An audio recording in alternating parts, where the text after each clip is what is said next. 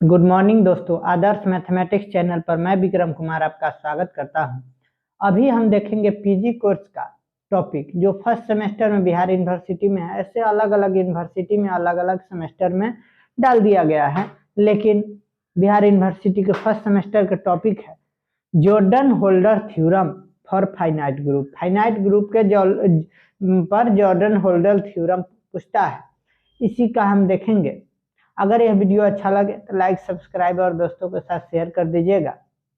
देखिए, Jordan holder theorem क्या है फॉर फाइनाइट ग्रुप को, इसको क्वेश्चन पूछने के क्रम में यह भी कर सकता है कि state and prove Jordan holder theorem for finite group. तो इसका स्टेटमेंट देख लेते हैं क्या कह रहा है। कह रहा है any two composition series of a finite group G. कह रहा है कोई भी कंपोजिशन सीरीज हो फाइनाइट ग्रुप जी का आर आइसोमॉर्फिक, वह आइसोमॉर्फिक और इक्विवेलेंट उसी कहते हैं, वह आइसोमॉर्फिक और इक्विवेलेंट होगा। यानी कहने का मतलब any two composition series of finite group G are isomorphic, कब उसका आइसोमॉर्फिक होगा इसका प्रूफ देखते हैं। देखिए, let order of G equal to n and let G equal to G0 is a normal subgroup of G1 is a normal subgroup of G2 is a normal subgroup of G3 dash dash dash is a normal subgroup of GR equal to क्या होगा, identity E होगा। and G equal to H0 is a normal subgroup of H1 is a normal subgroup of H2 is a normal subgroup of H3 dash dash dash dash is a normal subgroup of HS equal to E। ये भी हो जाएगा equation 2। B2 composition series of G, G का दूगो composition series है।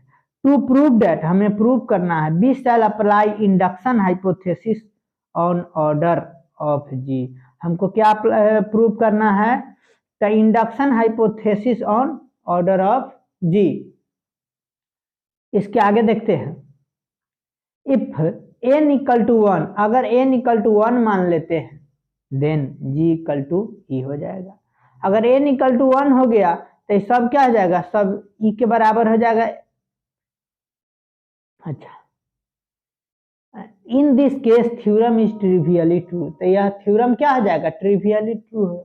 If n equal to 2, अगर n equal to 2 हो जाएगा then g equal to G0 is a normal subgroup of E is the only the composition series of G। यह केवल एक composition series of G होगा।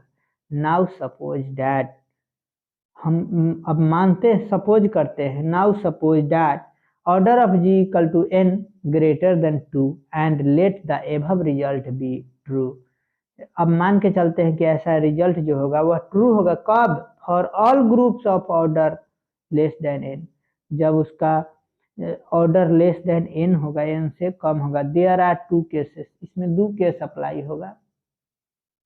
First case देखते हैं, case first, if G1 equal to H1 then G1 is a subset of G2 is a subset of G3 is a sub, कह रहा है G1 is a normal subgroup of G2 is a normal subgroup of G3 is a normal subgroup dot dot dot dot is a normal subgroup of GR equal to E होगा equation third.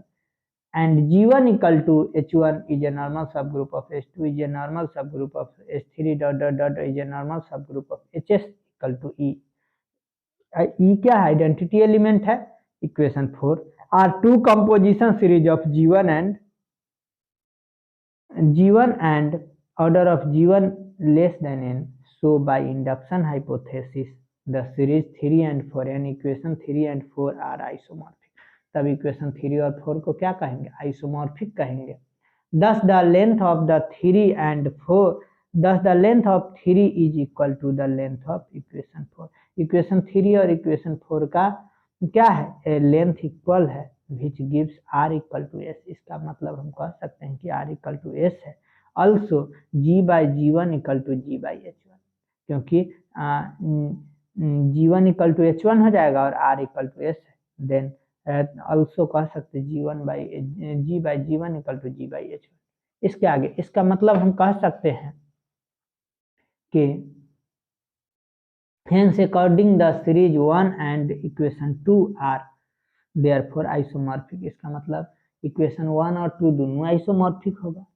अब case 2 में देखते, if G1 equal to H1, यदि G1 equal to H1 हो जाए then G1 and H1 are maximal normal subgroup of G। अगर G1 equal to H1 हो जाएगा तब हम कहेंगे कि G1 and H1 are maximal normal subgroup of G। Subgroup G का वो मैक्सिमल नॉर्मल सब ग्रुप है। Since product of two normal subgroup is, कह रहा है since product of two normal subgroup is again a normal subgroup, so that G1 H1 is a normal subgroup of G containing G1 as well as H1। कहने का मतलब चूंकि देखिए, चूंकि since product of two normal subgroup, यानी कहने का मतलब चूंकि दो नॉर्मल सब ग्रुप का जो प्रोडक्ट होगा इज अगेन ए नॉर्मल सब ग्रुप, वो भी एगो नॉर्मल सब ग्रुप होगा। सो दैट, इसलिए हम कह सकते हैं कि G1 H1 is a normal subgroup of G। इसका मतलब यह G1 और H1 दोनों क्या होगा, normal subgroup of G containing G1 as well as H1, यानी G1 भी होगा और H1 दोनों कंटेन कर रहा है। एंड देखिए, and G1 and H1 being maximal normal subgroup, इसका मतलब हम कह सकते हैं कि G1 and H1 being maximal normal subgroup, then we have G1 H1 equal to G। इसका मतलब G1 H1 इक्वल टू क्या होगा, G होगा। Let n equal to G1 intersection H1, अगर हम n equal to G1 intersection H1 मान लेते हैं then H is a maximal normal subgroup of G। इसका मतलब हम कह सकते हैं H क्या है, maximal normal subgroup of G है। But n is a subset of G1, कह रहा है but n is a subset of G1 and n is a subset of H1 because G1 not equal to H1, because G1 not equal to H1, thus G1 intersection H1 is a maximal normal subgroup of G1 as well as H1। इसका मतलब हम कह सकते हैं G1 intersection H1 होगा maximal normal subgroup of G का as well as H1 का, यानी G1 और H1 दोनों का होगा। आगे देखते हैं। लेट n इक्वल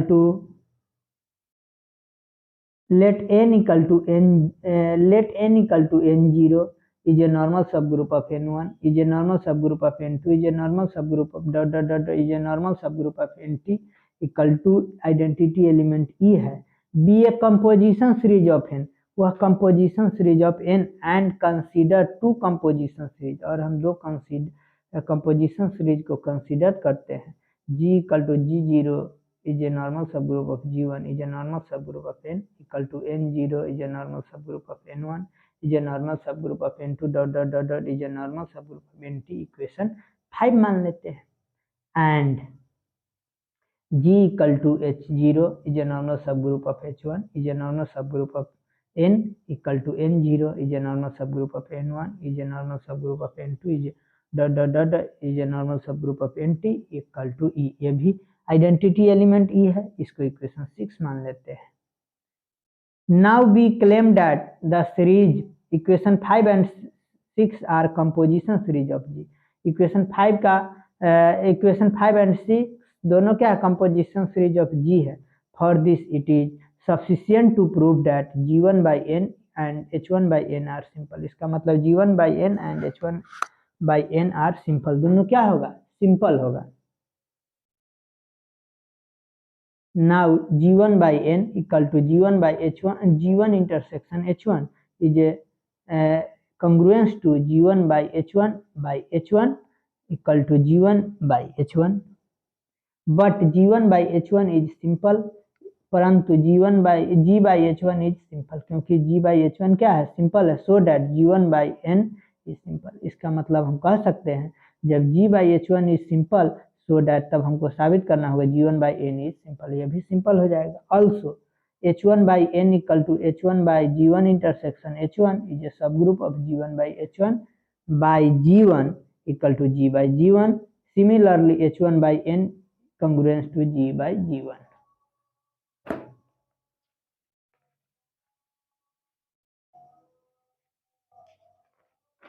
इसका मतलब हम कह सकते हैं therefore equation 5 and 6 each having the length t plus 2, दोनों का लेंथ कितना है, t plus 2 and having all the factors of group isomorphic। इसका मतलब जितना भी फैक्टर होगा सभी क्या है, आइसोमॉर्फिक होगा।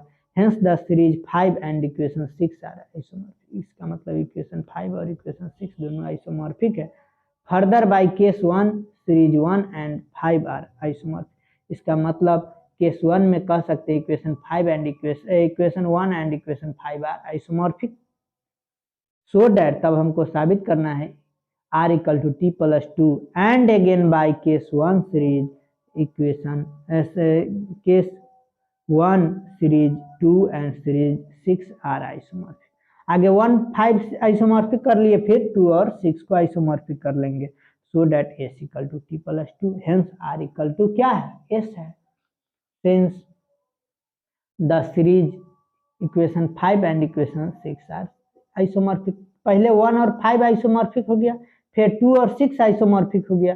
इसका मतलब हम कह सकते हैं since the series equation 5 and equation 6 are isomorphic consequently the series 1 and 2 are isomorphic. इसका मतलब 1 और 2 दोनों आइसोमॉर्फिक है। यही हमारा Jordan holder theorem of finite group है।